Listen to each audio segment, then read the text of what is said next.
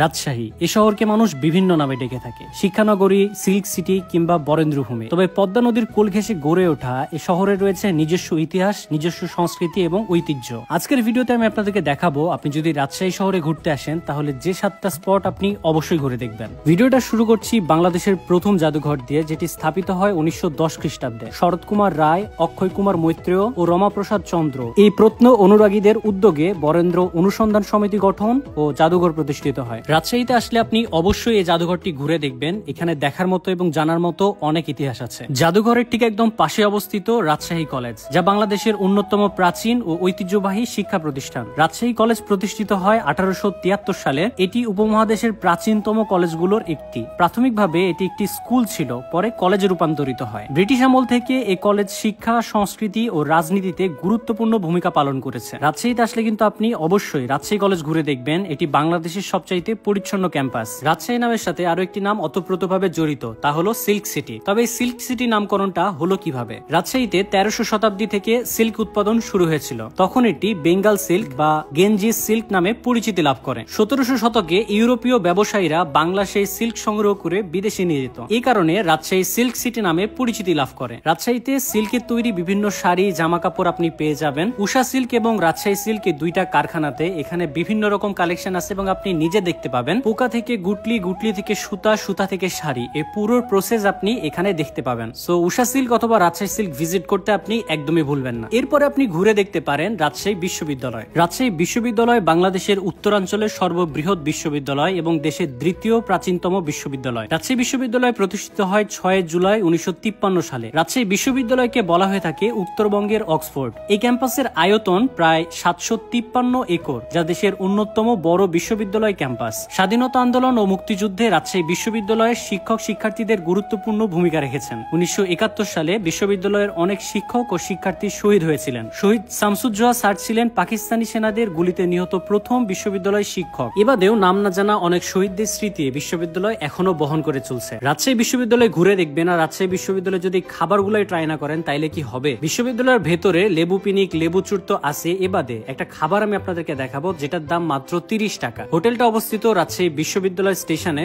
হোটেলের নাম মাদারীপুর হোটেল। হোটেলের কাউন্টারে একটা চাচা বসে থাকে। চাচার সাথে কথা বলে আমি জাস্ট অবাক হয়ে গেছি। 6 পদের তরকারি দিবে, 1.5 প্লেট ভাত দিবে, দাম মাত্র 30 টাকা। এবং এই পুরো প্যাকেজের নাম হচ্ছে সিস্টেম। তো খাওয়া শুরু করার আগে অবশ্যই হাত ধুতে হবে। আর আমরা হাত ধুচ্ছি ডেটল সাবান দিয়ে। ডেটল সাবান মূলত 12 ঘন্টা পর্যন্ত জীবাণু থেকে সুরক্ষা দেয়। একবার ধুইলে 12 ঘন্টা পর্যন্ত পুরো সেফ আপনার হাত। তার সাথে ডেটল কিন্তু এখন পাওয়া যাচ্ছে মাত্র 15 টাকায়। তো আমরা ডেটল দিয়ে ভালোভাবে হাতটা ধুয়ে নিছি এবং খুব সুন্দরভাবে দেখি 2 জায়গাতেই ডেটল সাবান রাখা আছে। তার সাথে দেখলাম ছোট্ট একটা ডেটল সাবান ছিল যেটা অলরেডি শেষ। যাই হোক, ভালোভাবে আমরা সাবান দিয়ে হাত ধুয়ে খেতে বসে গেছি। পাতলা ডাল, ভাজি, ভর্তা, হাফ ডিম থেকে শুরু করে অনেক পদের এখানে খাবার আছে। মূলত এই সিস্টেম খাবার প্যাকেজটা স্টুডেন্টদের জন্যই। আমরা ডাল, ভর্তা, ভাজি, ডিম দিয়ে পেট ভরে খাওয়া দাওয়া করছি এবং খাবারের মান এবং কোয়ালিটি, টেস্ট সবকিছুই অনেক ভালো ছিল। সো রাজশাহী বিশ্ববিদ্যালয়ে এসে যদি আপনার ক্ষুধা লাগে তাইলে এই হোটেলে আপনি দুপুরের খাবারটা অবশ্যই খাইতে পারেন। খাওয়া দাওয়া শেষ করে আমরা আবারও ডেটল সাবান দিয়ে হাত ধুই এবং তারপরে রওনা হয়ে যায় রাজশাহী আইবাদে। রাজশাহী শহরের ঠিক পশ্চিম দিকে অবস্থিত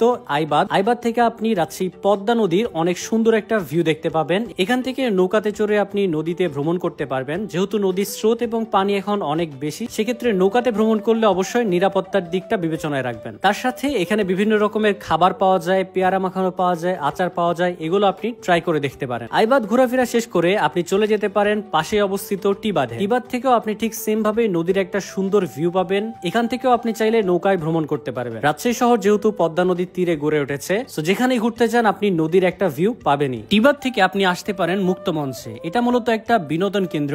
বিকেল বেলায় মানুষজন পরিবার, বন্ধু বান্ধব নিয়ে এখানে বসে আড্ডা দেয়, সময় কাটায়। মুক্ত মঞ্চের মুড়ি মাখানোটা আপনি ট্রাই করতে পারেন, এটা বেশ মজার হয়ে থাকে। এবাদেও পদ্মা গার্ডেন থেকে শুরু করে আরো অনেক প্লেস আছে যেগুলো আপনি ঘুরে দেখতে পারেন। শুধুমাত্র ঘুরলেই হবে না, রাজশাহীর বিখ্যাত কিছু খাবার আছে, সেগুলো আপনাকে ট্রাই করতে হবে। তার মধ্যে অন্যতম একটা খাবার হচ্ছে রাজশাহীর কালাই রুটি। যদিও এই খাবারটা চাঁপাইনবাবগঞ্জের ঐতিহ্যবাহী একটি খাবার, কিন্তু রাজশাহীতেও বেশ বিখ্যাত। রাজশাহী শহরের উপশহরে আপনি গেলে দেখতে পাবেন অনেকগুলো কালাই রুটির দোকান। এখান থেকে যে কোনো একটা দোকানে আপনি কালাই রুটি ট্রাই করতে পারেন। কালাই রুটির বিশেষত্ব হচ্ছে মশকলাই দিয়ে বানানো একটি রুটি, যেটা বেশ মোটা হয়ে থাকে এবং এটা খেতে হয় বিভিন্ন রকম ভর্তা দিয়ে। বেগুন ভর্তা, মরিচ ভর্তা, ধনিয়া পাতা ভর্তা থেকে শুরু করে 3-4 রকমের ভর্তা আপনাকে দিবে। এগুলো দিয়ে আপনি কালাই রুটিটা ট্রাই করতে পারেন। তবে আমার পছন্দের একটা জায়গা আছে যেখানে আমি মূলত রেগুলারই খাই, সেটা হচ্ছে বহরমপুরে অবস্থিত সামাদ মামার কালাই হাউস। এখানে মূলত আপনি চাঁপাইনবাবগঞ্জের অথেন্টিক কালাই রুটি টেস্ট পাবেন, তার সাথে বিভিন্ন রকমের হাঁসের মাংস পাবেন। আপনি যদি কালাই রুটি ভর্তা দিয়ে নাও খাইতে পারেন, এই হাঁসের মাংসগুলো বেশ মজার হয়ে থাকে, সেগুলো দিয়ে আপনি ট্রাই করতে পারেন। সো হাত ধুয়ে আমরা সবাই মিলে পেট ভরে খাওয়া দাওয়া করি। খাওয়া দাওয়া শেষ করে আমরা বিল পরিশোধ করে দিই এবং তারপরে আমরা বের হই রাজশাহীর